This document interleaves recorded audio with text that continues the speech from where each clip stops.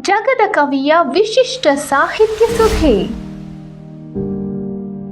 ಯುಗದ ಕವಿಗೆ, ಜಗದ ಕವಿಗೆ, ಶ್ರೀರಾಮಾಯಣ ದರ್ಶನದಿಂದಲೇ ಕೈ ಮುಗಿದ ಕವಿಗೆ ಮಣಿದವರು ಯಾರು? ರಾಮಕೃಷ್ಣ ವಚನೋದಿತ ಪ್ರತಿಭೆ ತೆರೆದ ಕವನ ತತಿಗೆ ತಣಿಯದವರು ಆರು? ಮಲೆನಾಡಿನ ಸೌಂದರ್ಯಕ್ಕೆ ಕುಣಿದಾಡಿದ ಕವಿಯ ಜೊತೆಗೆ ಕುಣಿಯದವರು ಆರು? ಕುವೆಂಪುರವರ ಬಗ್ಗೆ ತಮ್ಮದೇ ಆದ ಸಾಲುಗಳನ್ನು ಬರೆದವರು ವರಕವಿ ದ.ರಾ ಬೇಂದ್ರೆ. ನಿಜಕ್ಕೂ ಈ ಮಾತು ಕುವೆಂಪುರವರಿಗೆ ಸಲ್ಲುತ್ತದೆ. ಜಗದ ಕವಿಯಾಗಿ, ಯುಗದ ಕವಿಯಾಗಿ, ಬಹುಮುಖಿಯಾಗಿ ಬಾನೆತ್ತರಕ್ಕೆ ಬೆಳೆದು ಉತ್ಕೃಷ್ಟ ಸಾಹಿತ್ಯ ಸುಧೆ ನೀಡಿದ ಕನ್ನಡ ಸಾರಸ್ವತ ಲೋಕದ ಮೇರು ವ್ಯಕ್ತಿತ್ವದ ಕವಿ ಕುಪ್ಪಳ್ಳಿ ವೆಂಕಟಪ್ಪ ಪುಟ್ಟಪ್ಪ. ರಸ ಋಷಿಯಾಗಿ ಕುವೆಂಪುರವರು ಬೆಳೆದ ಪರಿ ವರ್ಣಿಸಲಾಗದ ಅನುಭವ ನೀಡುತ್ತದೆ. ಎಂದು ಮರೆಯದ ನಂದಾದೀಪ, ಕನ್ನಡ ಸಾರಸ್ವತ ಲೋಕದ ಅನರ್ಘ್ಯ ರತ್ನ ಇವರು. ವಿಶ್ವಮಾನವ ಸಂದೇಶವನ್ನು ಜಗಕ್ಕೆ ಸಾರಿದ ಅಪ್ರತಿಮರು. 20ನೇ ಶತಮಾನ ಕಂಡ ನವೋದಯ ಸಾಹಿತ್ಯ ಕಾಲದ ಮಹಾನ್ ಕವಿ, ದೈತ್ಯ ಪ್ರತಿಭೆ ಇವರು.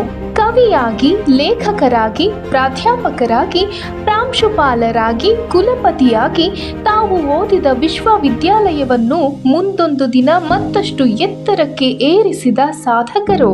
ತಮ್ಮ ಕನಸಿನ ಕೂಸಾದ ಮಾನಸ ಗಂಗೋತ್ರಿಯನ್ನು ಹೆಚ್ಚಾಗಿ ಪ್ರೀತಿಸಿ ಮೈಸೂರು ವಿಶ್ವವಿದ್ಯಾನಿಲಯದ ಕುಲಪತಿಯಾದ ನಂತರ ಅಧ್ಯಯನಾಂಗ, ಸಂಶೋಧನಾಂಗ, ಪ್ರಸಾರಾಂಗ ಹೀಗೆ ವಿವಿಧ ಆಯಾಮಗಳ ಜ್ಞಾನ ಕೇಂದ್ರವಾಗಿ ಮಾಡಿದವರು. ಸಾಹಿತ್ಯದ ವಿವಿಧ ಪ್ರಕಾರಗಳಾದ ಸಣ್ಣ ಕಥೆ, ಕವಿತೆ, ಕಾದಂಬರಿ, ನಾಟಕ, ವಿಮರ್ಶೆ, ಆತ್ಮಕಥೆ, ಜೀವನ ಚರಿತ್ರೆ, ಮಹಾಕಾವ್ಯಗಳ ರಸಪಾಕಗಳನ್ನು ನೀಡಿದ ಸಾಹಿತ್ಯ ಸಂತ. ವಿಶ್ವಮಾನವ ಸಂದೇಶ, ಜಾತ್ಯತೀತ ಮನೋಭಾವ, ವಿಚಾರ ಮಂಥನ, ಓ ನನ್ನ ಚೇತನ ಆಗುನಿ ಅನಿಕೇತನ ಎಂದವರು. ಮನುಜಮತ, ವಿಶ್ವಪಥ, ಸರ್ವೋದಯ, ಸಮನ್ವಯ, ಪೂರ್ಣ ದೃಷ್ಟಿ ಈ ಪಂಚಮಂತ್ರಗಳ ರೂವಾರಿ. ಇವು ಎಲ್ಲ ಕಾಲಕ್ಕೂ ಸಲ್ಲುತ್ತವೆ. ಕುವೆಂಪು ಸಾಹಿತ್ಯ ಕ್ಷೇತ್ರದಲ್ಲಿ ಕೈ ಆಡಿಸದೇ ಇರುವ ವಿಷಯವಿಲ್ಲ. ಜೈ ಭಾರತ ಜನನಿಯ ತನುಜಾತೆ ಎಂಬ ನಾಡಗೀತೆಯನ್ನು ನೀಡಿದ ಕವಿ. ಇದು ಈಗಲೂ ಕನ್ನಡ ನಾಡಿನಾದ್ಯಂತ ರಾಜ್ಯ ಗೀತೆಯಾಗಿದೆ. ಯಾವುದೇ ಸಭೆ ಸಮಾರಂಭಗಳಲ್ಲಿ ಮುಂಚಿತವಾಗಿ ಈ ಹಾಡನ್ನು ಹಾಡಿ ಕಾರ್ಯಕ್ರಮ ಪ್ರಾರಂಭ ಮಾಡುತ್ತಾರೆ. ನಿಜಕ್ಕೂ ಇಲ್ಲಿ ಬರುವ ಪ್ರತಿಯೊಂದು ಸಾಲುಗಳು ಕೂಡ ವಿವಿಧತೆಯಲ್ಲಿ ಏಕತೆಯನ್ನು ಸಾರುತ್ತವೆ. ಜೊತೆಗೆ ಪ್ರತಿ ಸಾಲುಗಳು ದಿವ್ಯ ಮಂತ್ರವನ್ನು ಸಾರುತ್ತವೆ. ಅರ್ಥಪೂರ್ಣ ಮೌಲಿಕ ವಿಷಯಗಳನ್ನು ಒಳಗೊಂಡಿದೆ.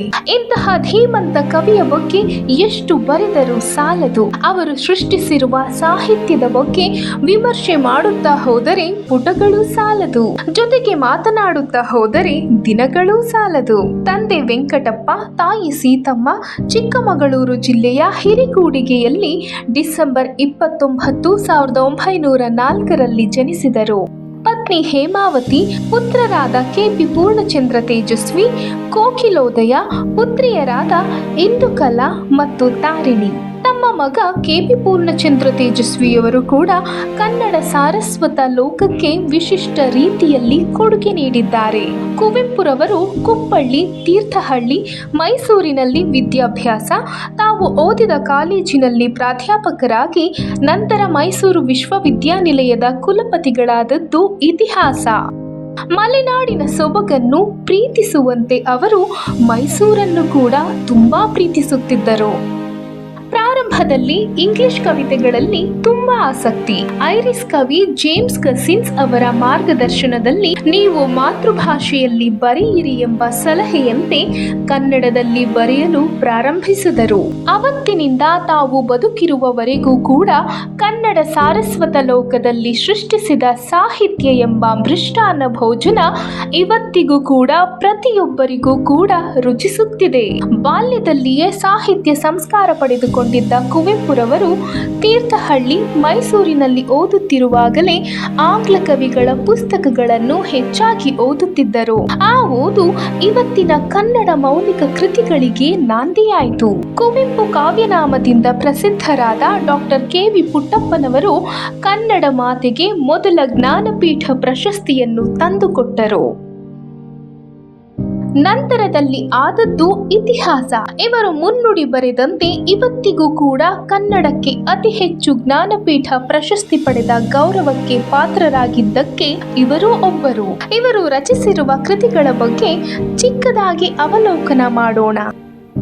ಮೊದಲಿಗೆ ಶ್ರೀರಾಮಾಯಣ ದರ್ಶನಂ ಎಂಬ ಮಹಾಕಾವ್ಯದ ಬಗ್ಗೆ ಹೇಳಲೇಬೇಕು. ಇದು ಕನ್ನಡದಲ್ಲಿ ಅಲ್ಲದೆ ಸಂಸ್ಕೃತ, ಹಿಂದಿ ಭಾಷೆಗೆ ಅನುವಾದಗೊಂಡಿದೆ. ಕಾನೂನು ಹೆಗ್ಗಡತಿ ಹಾಗೂ ಮಲೆಗಳಲ್ಲಿ ಮದುಮಗಳು ಎಂಬ ಬೃಹತ್ ಕಾದಂಬರಿಗಳನ್ನು ಬರೆಯುತ್ತಾರೆ.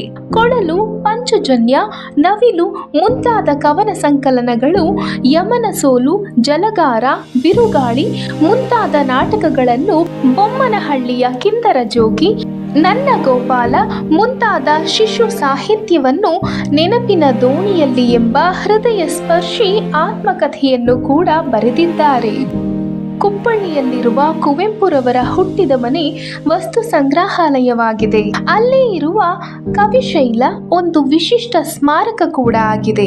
ಶಿವಮೊಗ್ಗ ಬಳಿಯಲ್ಲಿ ಇರುವ ವಿಶ್ವವಿದ್ಯಾನಿಲಯಕ್ಕೆ ಕುವೆಂಪುರವರ ಹೆಸರಿಡಲಾಗಿದೆ. ಅದೇ ರೀತಿ ಮೈಸೂರು ವಿಶ್ವವಿದ್ಯಾನಿಲಯದಲ್ಲಿರುವ ಕನ್ನಡ ಅಧ್ಯಯನ ಸಂಸ್ಥೆಗೆ ಕುವೆಂಪು ಹೆಸರು, ಬೆಂಗಳೂರಿನ ಭಾಷಾ ಭಾರತಿ ಸಂಸ್ಥೆಗೆ ಕುವೆಂಪುರವರ ಹೆಸರು ಇಟ್ಟಿರುವುದು ಅವರಿಗೆ ಸಂದಿರುವ ಶ್ರೇಷ್ಠ ಗೌರವ.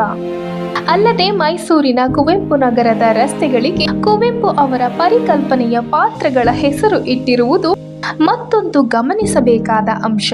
ಕಾನೂನು ಹೆಗ್ಗಡತಿ ಕಾದಂಬರಿ ಚಲನಚಿತ್ರವಾಗಿದೆ. ಮಲೆಗಳಲ್ಲಿ ಮದುಮಗಳು ಕಾದಂಬರಿ ಧಾರಾವಾಹಿಯಾಗಿದೆ ಹಾಗೂ 9 ಗಂಟೆಗಳ ಅವಧಿ ನಾಟಕವಾಗಿಯೂ ಮೈಸೂರು ರಂಗಾಯಣ ಮತ್ತು ಬೆಂಗಳೂರಿನ ಕಲಾಗ್ರಾಮದಲ್ಲಿ ಪ್ರದರ್ಶನಗೊಂಡಿದೆ.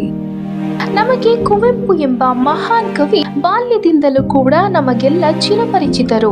ಪ್ರಾಥಮಿಕ, ಮಾಧ್ಯಮಿಕ, ನಂತರದ ತರಗತಿಗಳಿಗೆ ಇವರ ರೀತಿಯಲ್ಲಿ ಪಠ್ಯ ವಿಷಯವಾಗಿ ನಮ್ಮೆಲ್ಲರ ಮನೆ ಮನವನ್ನ ತಲುಪಿದ್ದಾರೆ.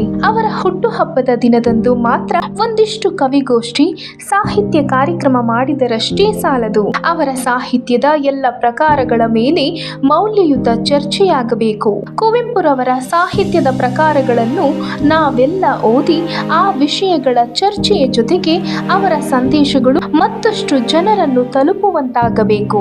ಅದರಲ್ಲೂ ನಮ್ಮ ಯುವ ಜನತೆ ಈ ನಿಟ್ಟಿನಲ್ಲಿ ಗಮನ ಹರಿಸಿ ಕರ್ನಾಟಕ ರತ್ನ ಕುವೆಂಪುರವರ ಜನ್ಮದಿನದಂದು ಅವರ ಸಾಹಿತ್ಯ ಕೃತಿಗಳನ್ನು ಓದಲು ಪಣ ತೊಡೋಣ. ಅನೇಕ ಕವನಗಳು ಚಲನಚಿತ್ರ ಗೀತೆಗಳಾಗಿಯೂ ಕೂಡ ಬೆಳ್ಳಿತೆರೆಯಲ್ಲಿ ರಾರಾಜಿಸಿವೆ. ಕುವೆಂಪುರವರು ಮಂತ್ರಮಾಂಗಲ್ಯ ಎಂಬ ಸರಳ ವಿವಾಹ ಪದ್ಧತಿಯನ್ನು ರೂಢಿಗೆ ತಂದ ಶ್ರೇಷ್ಠರು. ಜ್ಞಾನಪೀಠ ಪ್ರಶಸ್ತಿ ಜೊತೆಗೆ ಕೇಂದ್ರ ಸಾಹಿತ್ಯ ಅಕಾಡೆಮಿ ಪ್ರಶಸ್ತಿಯನ್ನು ಕೂಡ ಪಡೆದ ಕನ್ನಡಿಗರಲ್ಲಿ ಮೊದಲಿಗರಾಗಿದ್ದಾರೆ. ಕರ್ನಾಟಕ ಸರ್ಕಾರ ಕೂಡ ಕರ್ನಾಟಕ ರತ್ನ, ಪಂಪ ಪ್ರಶಸ್ತಿಗಳನ್ನು ಕೂಡ ಮೊದಲ ಬಾರಿಗೆ ಪಡೆದವರು ಕುವೆಂಪು. ಅಲ್ಲದೆ ಇವರಿಗೆ ಪದ್ಮಭೂಷಣ, ಪದ್ಮವಿಭೂಷಣ, ನಾಡೋಜ ಮುಂತಾದ ಪ್ರಮುಖ ಪ್ರಶಸ್ತಿಗಳು ಬಂದಿವೆ. ಪ್ರಶಸ್ತಿ ಪುರಸ್ಕಾರಗಳಿಗೆ ಎಂದು ಆಸೆ ಪಟ್ಟವರಲ್ಲ ಕುವೆಂಪು. 1957ರಲ್ಲಿ ಧಾರವಾಡದಲ್ಲಿ ನಡೆದ 39ನೇ ಅಖಿಲ ಭಾರತ ಕನ್ನಡ ಸಾಹಿತ್ಯ ಸಮ್ಮೇಳನದ ಅಧ್ಯಕ್ಷರಾಗಿದ್ದರು. 1985ರಲ್ಲಿ ಮೈಸೂರಿನಲ್ಲಿ ನಡೆದ ವಿಶ್ವ ಕನ್ನಡ ಸಮ್ಮೇಳನವನ್ನ ಉದ್ಘಾಟಿಸಿದ್ದರು. ಕರ್ನಾಟಕ ಸರ್ಕಾರ ಡಿಸೆಂಬರ್ 29ನೇ ದಿನವನ್ನು ವಿಶ್ವ ಮಾನವ ದಿನವನ್ನಾಗಿ ಆಚರಿಸುತ್ತಾ ಬಂದಿದೆ.